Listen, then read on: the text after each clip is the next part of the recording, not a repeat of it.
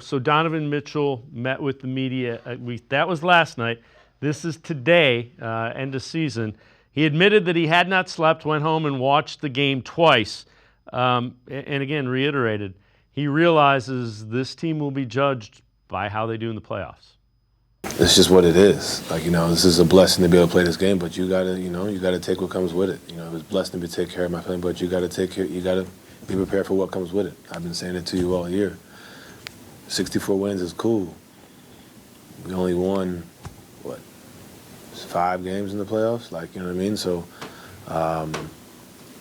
we deserve, we deserve it. We didn't hold up our end, So, it's up to us to figure it out and, go from there.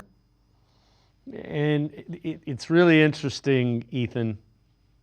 He's taking accountability, and that's a guy that left everything in the series.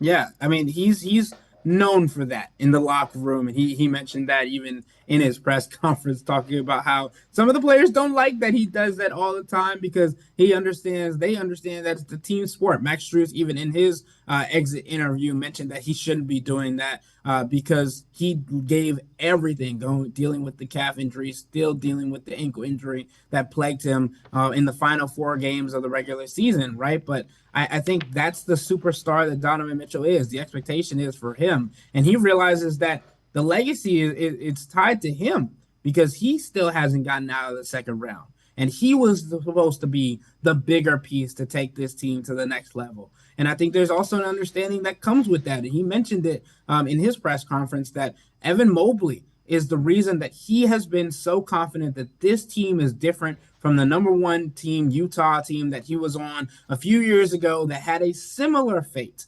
And I think Evan Mobley to this time next year will have to be at equal playing field with Donovan Mitchell of being able to be aggressive, being able to take it up on the offensive end. And we just didn't see that in this playoffs again. In this entire playoffs, in the 8 games that he played, Evan Mobley did not take more than 13 shot attempts in a singular contest.